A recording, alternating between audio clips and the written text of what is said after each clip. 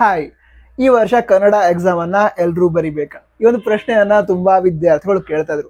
ಪ್ರಶ್ನೆ ಯಾಕೆ ಬಂತು ಅಂತ ಹೇಳಿದ್ರೆ, ಈಗ ಎಕ್ಸಾಮ್ ಡೇಟ್ಸ್ ಅನ್ನ ಏನು ಅನೌನ್ಸ್ ಮಾಡಿದ್ರು, ಆ ಟೈಮ್ ಟೇಬಲ್ ಅಥವಾ ಆ ಡೇಟ್ಸ್ ಏನಿದೆ ಅದರಲ್ಲಿ ಕನ್ನಡ ಎಕ್ಸಾಮ್ ಅಂತ ಕೂಡ ಮೆನ್ಷನ್ ಮಾಡಿ ಡೇಟ್ ಅನ್ನ ತಿಳಿಸಿದ್ರು. ಅದಕ್ಕೋಸ್ಕರ ನಿಮ್ಮಲ್ಲೂ ಕೂಡ ಈ ಪ್ರಶ್ನೆ ಇದ್ರೆ ಈ ವಿಡಿಯೋ ನೋಡಿ ನಿಮ್ಮ ಡೌಟ್ ಕ್ಲಿಯರ್ ಆಗುತ್ತೆ. ಮೊದಲನೇದಾಗಿ, ಕನ್ನಡ ಎಕ್ಸಾಮ್ ಅನ್ನ ಎಲ್ರೂ ಬರಿಬೇಕಾ ಅನ್ನೋ ನಿಮ್ಮ ಪ್ರಶ್ನೆಗೆ ಉತ್ತರ ಇಲ್ಲ. ಯಾರು ಬರಿಬೇಕು ಹಾಗಿದ್ರೆ ಏನು ತಿಳ್ಕೊಳ್ಳೋದಾದ್ರೆ, ಕ್ಲಾಸ್ ಸಿ ಮತ್ತು ಕ್ಲಾಸ್ ಡಿ ವಿದ್ಯಾರ್ಥಿಗಳು ಅಥವಾ ಹೊರನಾಡು ಮತ್ತು ಗಡಿನಾಡು ಕನ್ನಡಿಗರು ಈ ಒಂದು ಕನ್ನಡ ಎಕ್ಸಾಮ್ ಅನ್ನ ಬರಿಬೇಕಾಗತ್ತೆ.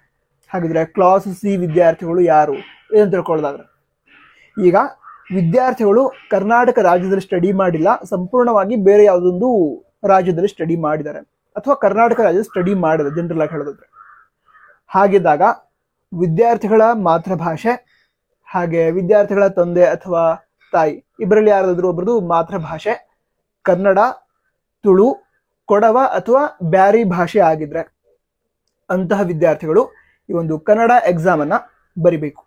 ಸರಿನಾ? ಕನ್ನಡ ಎಕ್ಸಾಮ್ 50 ಮಾರ್ಕ್ಸ್ ನಡೆಸ್ತಾರೆ, ಅದರಲ್ಲಿ 12 ಮಾರ್ಕ್ಸ್ ಪಡೆದುಕೊಂಡ್ರೆ ಪಾಸ್ ಆಗ್ತಾರೆ.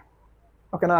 ಅದಂತರ ಕ್ಲಾಸ್ ಡಿ ಅಂತ ಹೇಳಿದ್ರೆ, ಕ್ಲಾಸ್ ಡಿ ಅಂದ್ರೆ ಏನು ಅಂತ ಹೇಳ್ಕೊಳ್ಳೋದಾದ್ರೆ, ಈಗ ವಿದ್ಯಾರ್ಥಿಗಳು ಈ ಕನ್ನಡ ಭಾಷೆ ಮಾತನಾಡುವಂತಹ ಪ್ರದೇಶ ಆದ್ರೆ ವಿವಾದಿತ ಪ್ರದೇಶಗಳಲ್ಲಿ ಇದ್ರೆ, ಅಂದ್ರೆ ಈಗ ಮಹಾರಾಷ್ಟ್ರದಲ್ಲಿ ಕೆಲವು ಪ್ರದೇಶ ಬರುತ್ತೆ, ಹಾಗೆ ಕಾಸರಗೋಡು ಬರುತ್ತೆ.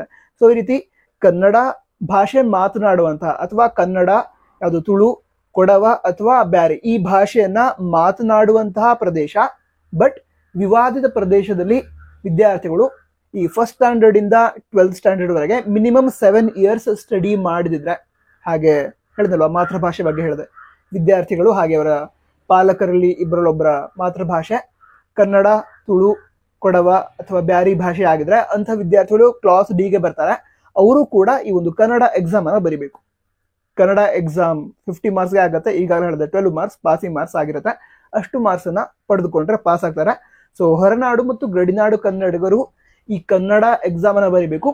ಬಾಕಿ ವಿದ್ಯಾರ್ಥಿಗಳು ಅಂದ್ರೆ ಕರ್ನಾಟಕ ರಾಜ್ಯದಲ್ಲೇ ಫಸ್ಟ್ ಸ್ಟ್ಯಾಂಡರ್ಡ್ ಇಂದ 12th ಸ್ಟ್ಯಾಂಡರ್ಡ್ ವರೆಗೆ ಸ್ಟಡಿ ಮಾಡಿದೀವಿ ಅಥವಾ ಕರ್ನಾಟಕ ರಾಜ್ಯದಲ್ಲಿ ಮಿನಿಮಮ್ 7 ಇಯರ್ಸ್ ಸ್ಟಡಿ ಮಾಡಿದೀವಿ, ಅದರಲ್ಲಿ ಅಟ್ಲೀಸ್ಟ್ 1 ಇಯರ್ SSLC ಆಗಿದೆ ಅಥವಾ ಸೆಕೆಂಡ್ PUC ಆಗಿದೆ, ಈ ರೀತಿ ಇದ್ರೆ ಅಂತಹ ವಿದ್ಯಾರ್ಥಿಗಳು ಈ ಕನ್ನಡ ಎಕ್ಸಾಮ್ ಬರಿಬೇಕು ಅಂತಿಲ್ಲ.